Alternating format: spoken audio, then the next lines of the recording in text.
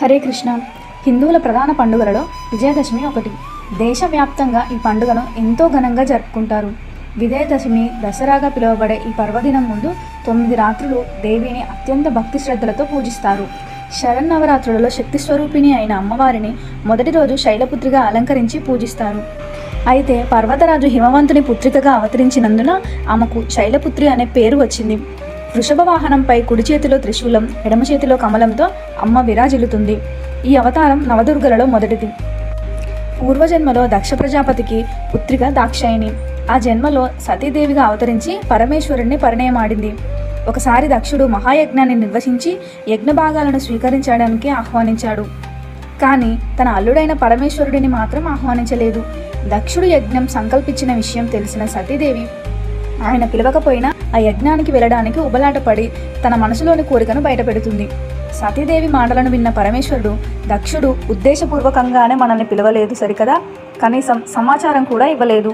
ఇలాంటి పరిస్థితుల్లో నీవు అక్కడికి వెళ్ళడం మాత్రం సరికాదు దేవి అని పలుకుతారు. అయినా శివుడు మాటలు వినిపించుకొని సతీదేవి తన పుట్టింటి మీద మమకారంతో అలాగే వెళ్తుంది. ఎంతో ఆనందంలో పుట్టింటికి చేరుకున్న సతీదేవిని ఎవరూ పలకరించలేదు. అందరూ ముఖాలను పక్కకు తిప్పుకుంటారు. తల్లి మాత్రం ఆమెను ప్రేమతో ఆలింగనం చేసుకుంది. తోబుట్టువులు సైతం ఆమెతో పరిహాసమాడారు. వారి ప్రవర్తనకు కలత చెందుతుంది సతీదేవి. అందరిలోనూ శివుడి పట్ల నిరాధారణ భావమే ఉండటం ఆమె గమనించింది. దక్షుడు కూడా ఆమెతో అవమానకరంగా మాట్లాడడంతో సతీదేవి హృదయం క్షోభతో, క్రోధంతో ఉడికిపోయింది. పరమేశ్వరుని మాటలను పెడవిచెవిన పెట్టి ఇక్కడికి వచ్చి పెద్ద పొరపాటే చేశానని మదనపడుతుంది.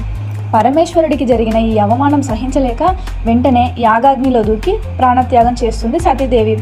సతీ ఆత్మత్యాగం గురించి తెలిసిన పరమేశ్వరుడు ఉగ్రుడవుతాడు.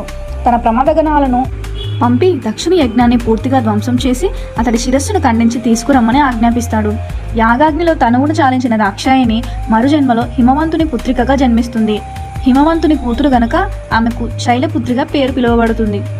నవదుర్గలలో మొదటి అవతారమైన శైలపుత్రి మహిమలు, శక్తులు అనంతం. నవరాత్రి ఉత్సవాలలో మొదటి రోజు ఈ రూపంలో దేవిని పూజించి ఉపవాసం ఉంటారు. మొదటి రోజు యోగులు ఉపాసన ద్వారా తమ మనసులకు మూలాధార చక్రంలో స్థిరపరచుకుంటారు. దీనితోనే వారి యోగ సాధనలు ఆరంభమవుతాయి.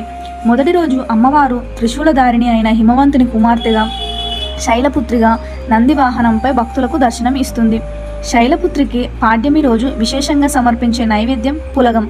తొలి రోజు భక్తి శ్రద్ధలతో అమ్మవారిని పూజించి పులగం నివేదించిన వారికి ఆ తల్లి సకల శక్తి సామర్థ్యాలను, యశస్సును అందిస్తుంది. ఈ వీడియో కనుక మీకు నచ్చినట్లయితే లైక్ చేయండి, షేర్ చేయండి. మరింటి ఇలాంటి ఆధ్యాత్మిక వీడియోల కోసం మన ఛానల్ను సబ్స్క్రైబ్ చేయండి.